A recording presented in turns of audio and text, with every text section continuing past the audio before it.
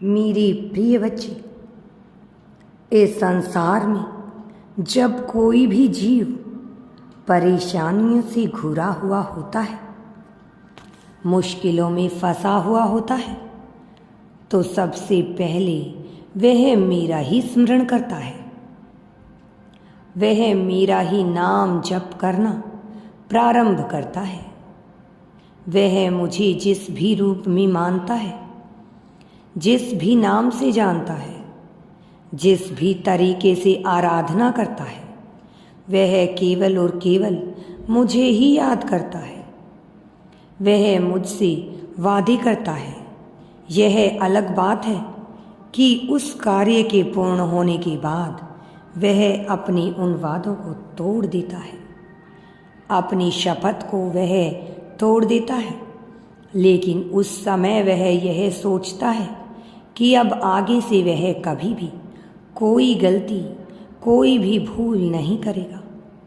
उस समय वह यही सोचता है कि एक बार उसका यह कार्य निपट जाए, एक बार वह परेशानी से बाहर निकल जाए, फिर वह अपने आप को बदल लेगा।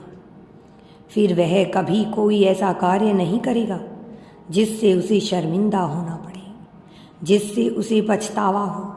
लेकिन जैसे ही उसकी वह समस्या समाप्त हो जाती है, तत्काल वह बीती हुई बातों को भूल जाता है। मेरे प्रिय बच्चे, इस कारण से उसे और भी ज़्यादा दुख का सामना करना पड़ता है, लेकिन वह इन बातों को समझ नहीं सकता। मेरे प्रिय बच्चे, जब तक मनुष्य के ऊपर कुछ स्वयं नहीं बीतता, तब तक उसे अपनी गलतियां नज़र ही नहीं आती हैं। मेरे प्रिय बच्चे, तुम्हारे भी जीवन में कुछ ऐसे लोग मौजूद हैं जो लाख गलतियां करते हैं, जो सदैव पश्चाताप की अग्नि में जलते हैं, लेकिन फिर भी उन्हें कभी भी अपनी गलती नज़र नहीं आती।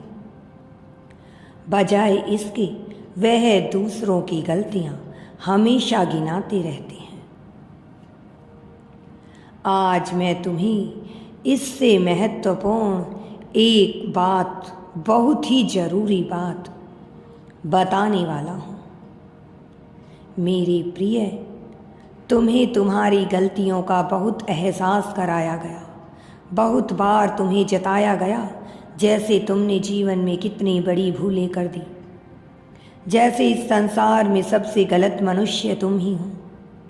तुम्हें बहुत बार ऐसा एहसास कराया जाता है, लेकिन वास्तव में तुमने अपने जीवन में उतनी गलतियां नहीं की जितना कि तुम्हें गिनाया जाता है, जितना कि तुम्हें एहसास दिलाया गया। मेरे प्रिय, ऐसा तुमसे इसलिए बोला जाता है ताकि तुम कुछ महसूस करो, ताकि तुम गलाने में जियो, ताकि तुम्हारा आत्मविश्वास कमज़ोर हो जाए। और इसी के चलते तुम ऐसा मान भी लेते हो। तुम अपने ही चक्रों को कमज़ोर कर लेते हो, अपने ही अंतर मन में ऐसी बात जन्म दे देते हो जो तुम्हें और भी ज़्यादा तकलीफ़ देती है।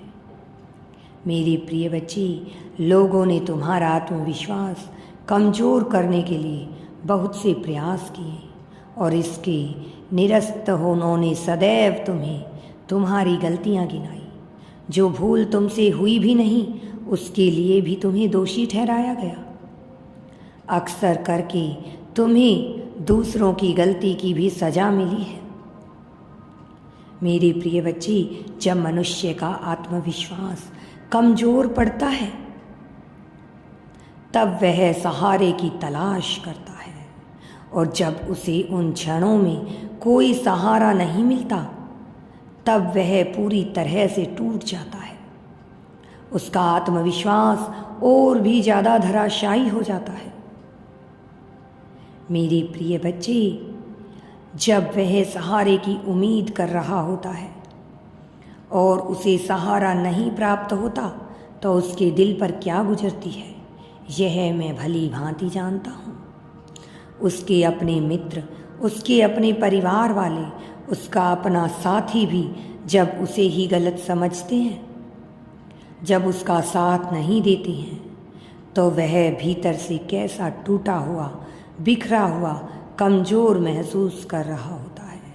मैं इस भावना को समझता हूँ और मैं जानता हूँ तुम्हारे साथ ऐसी घटना बहुत बार घटी है। इस वजह से तुम्हारा आत्मविश्वास कहीं ना कहीं टूट गया। ऐसी परिस्थिति में जब मनुष्य का आत्मविश्वास कमज़ोर पड़ जाता है और वह स्वयं को अकेला महसूस करने लगता है, तब उसे संसार में कुछ भी अच्छा नहीं लगता। चांद की चांदनी में भी बैठकर वह स्वयं को अकेला महसूस करता है। भीड़ में भी होकर वह स्वयं को अकेला महसूस करता है। इस प्रकृति में उपलब्ध जिन नज़ारों का उसे आनंद लेना चाहिए, प्रकृति के जिन चीज़ों का उसे उपभोग करना चाहिए और उसे जिस प्रकार का जीवन जीना चाहिए, वैसा जीवन जीने की वह कल्पना तो करता है, सोच तो रखता है, परंतु जी नहीं पाता है। वास्तविक रूप में वह उसका भोग नहीं कर पाता। सुंदर वातावरण में भी उसे सुकून नहीं मिलता, शांति का एहसास नहीं होता। खूबसूरत नज़ारों में भी वह खूबसूरती को नहीं ढूंढ पाता, जबकि वह ऐसा करना चाहता है, लेकिन वह इतना अकेला महसूस कर रहा होता है, स्वयं को इतना ज़्यादा तन्हा पाता है, उसे कुछ भी अच्छा नहीं लगता। यह जीवन उसे रुचिकर नहीं लगता, ना इस जीवन में उपलब्ध कोई भी मनुष्य उसे रुचिकर लगता है। उसके भीतर कुछ टूटने का उसे अनुभव होता है।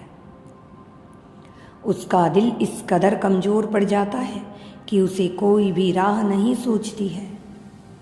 वह खुद को अकेला महसूस करता रहता है। उसका दिल कांपता है। फिर वह अपने अंतिम लक्ष्य तक तो पहुंचना बहुत दूर की बात है, एक कदम भी आगे नहीं बढ़ा पाता। मेरे प्रिय बच्चे, खूबसूरत से खूबसूरत वादियों में भी वह स्वयं को तन्हा ही महसूस करता है। उसे लगता है जैसे तन्हाई उसका जीवन है। उसे लगता है जैसे इस संसार में कोई ऐसे नहीं है जो उसका साथ देगा। तुम इस भावना को भली भांति समझते हो। तुम्हारे साथ जीवन में ऐसी बहुत सी घटनाएं घटित हुई हैं। जब जब तुम्हें यह एहसास हुआ कि तुम अकेले हो, जब तुमने स्वयं को पूरी तरह से तन्हा पाया, क्या तुम्हें वह रातें याद हैं जब तुम अचानक से चौंक कर उठ जाया करते थे? माथे से टपकता हुआ पसीना, पसीने से भीगा हुआ शरीर तुम्हें क्या एहसास दिलाता है? और उठकर जब तुम्हें तन्हाई का एहसास, अकेलापन महसूस होता था, तब तुम क्या सोचते थे? मेरे बच्चे, तुम इस आवाज़ को सुन सकते हो, लेकिन तुम्हें इसे समझने के लिए मेरी बातों को ध्यानपूर्वक सुनना होगा। इसे सुनने की कोशिश करो। तुम्हारे भीतर की करुणा और दर्द, मैं दोनों ही परिस्थितियों को जानता हूँ। मैं जानता हूँ कि तुमने अपने जीवन में कितना दुख झेला है, कितने लोगों के तानों को सहा है, तुमने अभाव में कैसा महसूस किया है। परंतु अब नहीं, अब तुम्हारे जीवन को मैं साकार बनाने आया हूँ, तुम्हें खुशियाँ देने आया हूँ। यदि तुम यूनिवर्स पर विश्वास करते हो तो कमेंट में धन्यवाद यूनिवर्स लिखकर चैनल को सब्सक्राइब करो। तुम्हारा कल्याण हो।